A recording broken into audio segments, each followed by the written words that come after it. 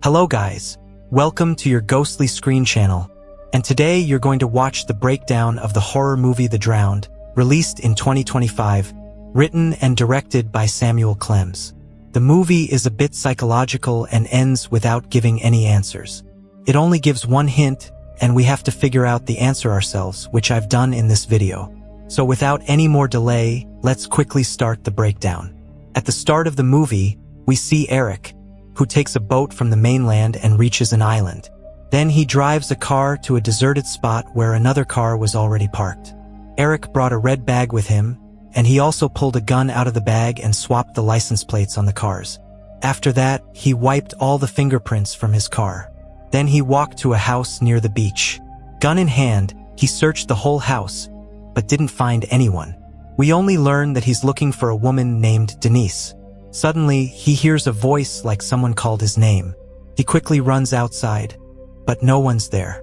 Then again, the wind blows, and in the wind he hears his name. Following the voice, he reaches the shore.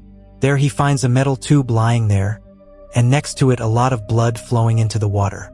Eric quickly brings a bucket and sifts through some stones, and among the rocks he finds Denise's bracelet, which he puts in the bucket.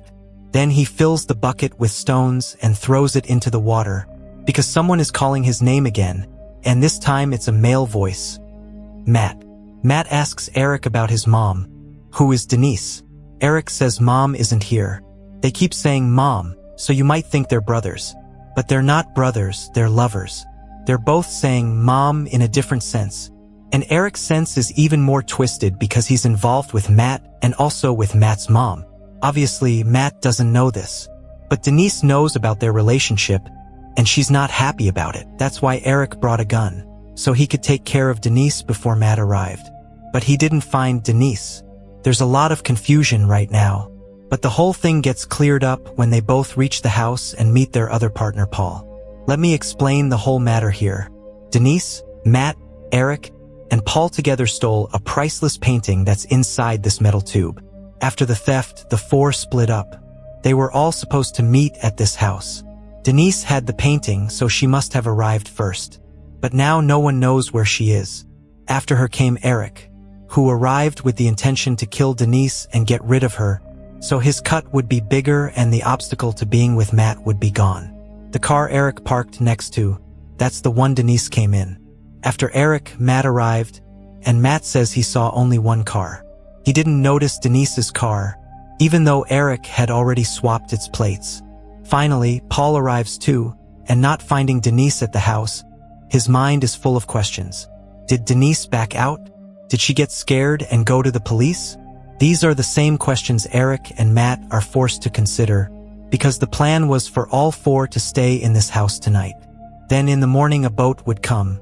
They'd get on it and go far away with the painting.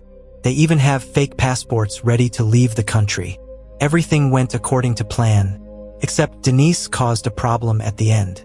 There's also a possibility that someone killed Denise, because Eric found her bracelet along with a lot of blood, which he hasn't told anyone, and he hasn't mentioned he has a gun either.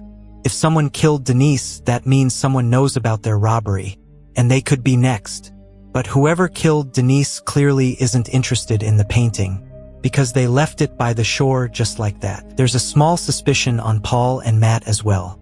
What if one of them killed Denise? There are a lot of questions.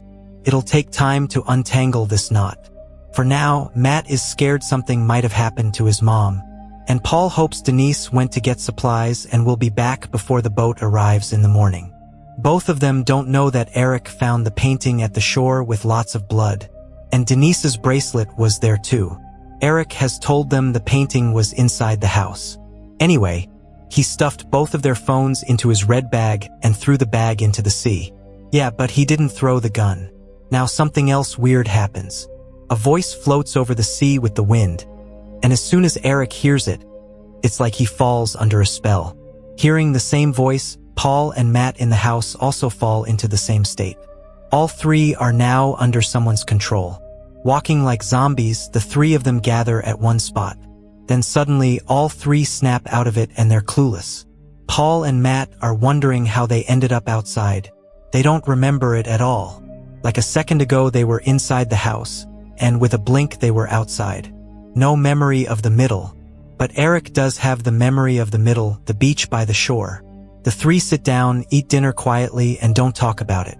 Because they're exhausted. After that, Matt goes to shower and Paul and Eric sit outside.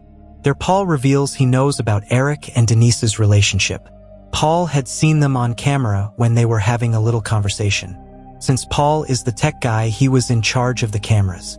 In the conversation, he also hints he suspects Eric. Maybe you did something to Denise to get her out of the way. Meanwhile, as soon as Matt comes out from the shower, he sees the same bucket right in front of him, the one Eric had thrown into the sea. Now the bucket is filled with blood. Matt reaches into it and pulls out Denise's bracelet. Seeing it, Matt understands the blood is his mom's, meaning she's dead. And naturally, his first suspicion falls on Eric, because Eric was already here with the painting. Eric tries to explain, when suddenly a girl shows up at the door. She's very frightened and asks for help. So Eric and Paul go with her, and as soon as they leave, Matt notices the bucket has vanished. The girl's name is Opal. She takes them to the shore where her two friends are, No and Pixie is unconscious from drowning. Eric revives her, but she can't walk and needs heat, so he carries her back to the house. After a while, Pixie stabilizes and thanks Eric for saving her life. Then Opal explains they were partying on a boat. Their boat crashed and sank, and that's how they ended up on the shore. After her explanation, she starts asking the guys a ton of questions. Who are you? What are you doing here? And so on. Paul and Matt don't give their real names, they use fake ones, which is the safest thing to do, because even after almost drowning, these girls seem a little too relaxed. Hearing the fake names, Eric gets annoyed, because he's already given his real name. So you can tell Eric was kept on this robbery mainly for muscle. Thinking isn't really his thing. Paul and Matt spin a fake story that this is Matt's bachelor party. Eric is Matt's brother and Paul is his friend, and the woman Matt is going to marry. Matt says her name is Denise. Eric is shocked. They're weaving stories very cleverly. But the girls have a new question for every answer. They say it's a bachelor party, so the girls ask, there's no music, no food, no drinks.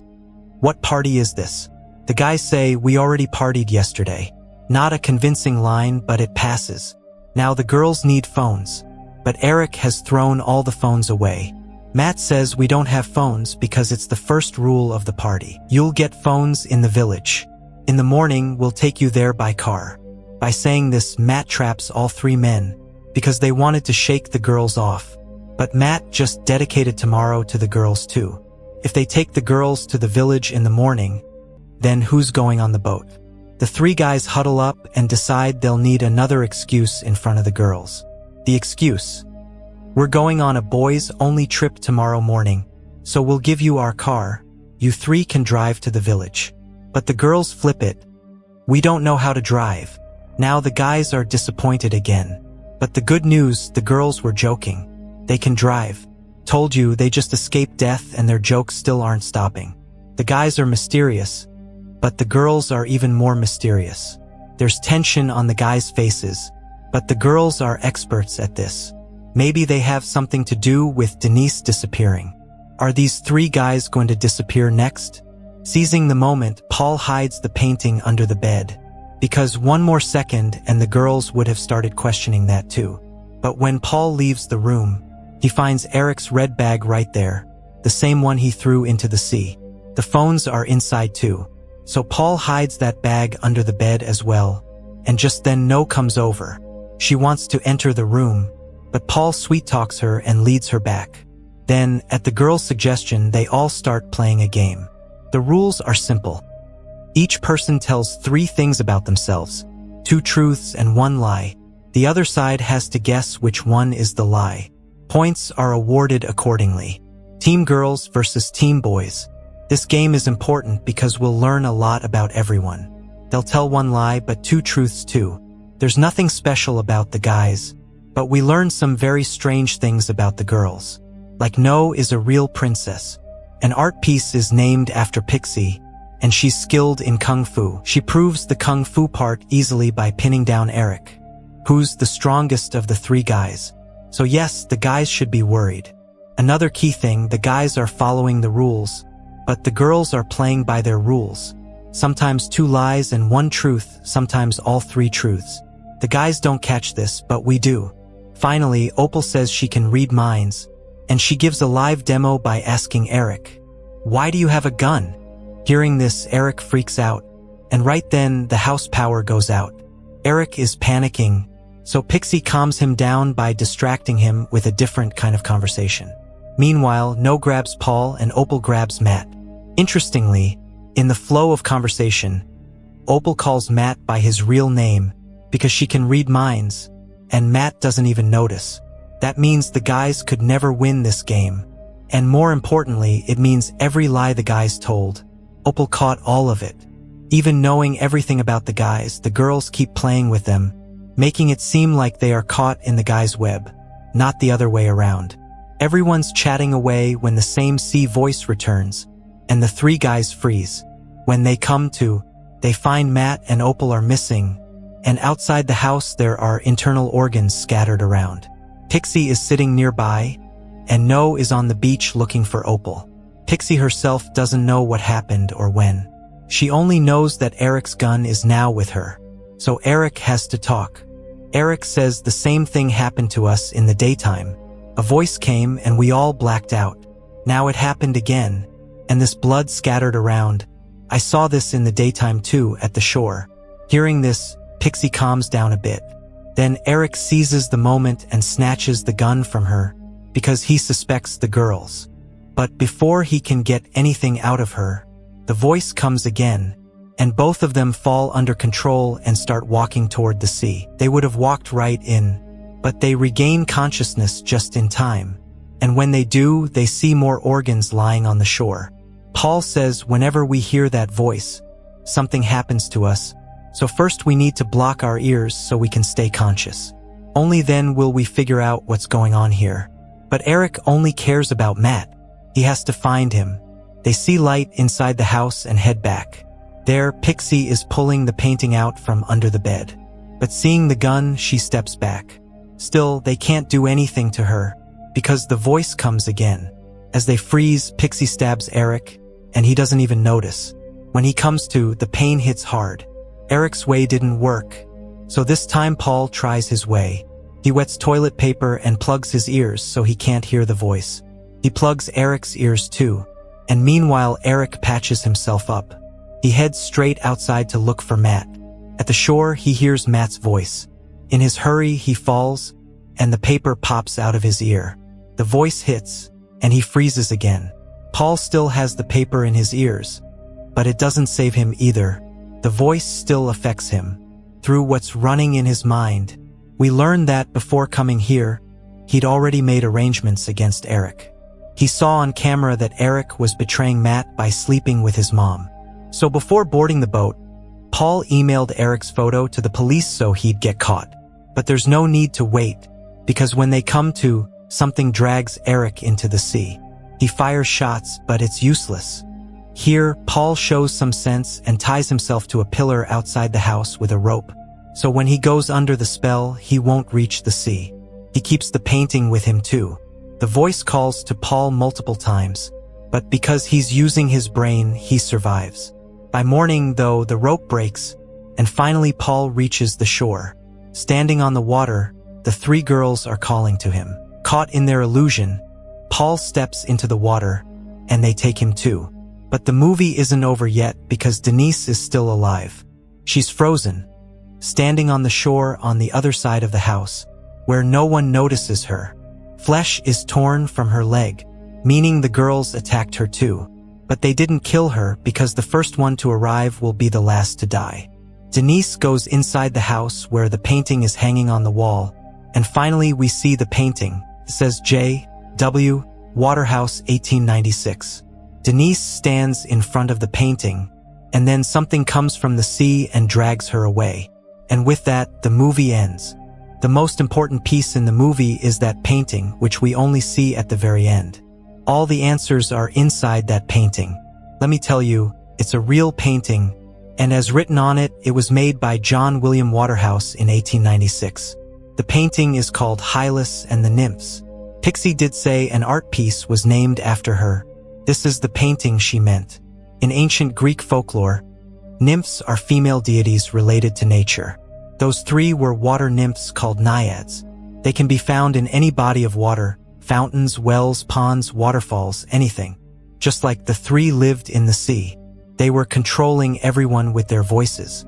The painting shows the same thing. The nymphs luring a boy named Hylas and pulling him into the water. This story is very famous. Many famous paintings have been made on it. Hylas was the son of King Theodamas, whom Hercules killed, and after his father's death, Hylas became Hercules' companion.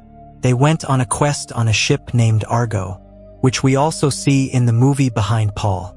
On that journey, Hylas was sent to fetch fresh water, and he found a pool where the naiads lived. They lured Hylas and pulled him into the water, and he was never seen again. That's what the painting shows, and that's the concept of this movie, straight from Greek mythology. Those three nymphs were luring the men, playing with them, and when they were done, taking them into the water. No said she's a princess, that was true. They said they didn't know how to drive, that was also true. They had to pay the price for stealing the painting. That's the essence of this movie. It's a very low-budget film. The acting is 100 to 100, but in the end, all the brain work becomes worth it. The suspense and mystery stay till the end. Now you tell me, what did you think about those girls? If you liked the video, hit like. And for more interesting videos, subscribe to the channel and set the bell to all, so notifications lure you here without even trying. I'll see you in the next video. Till then, bye to everyone.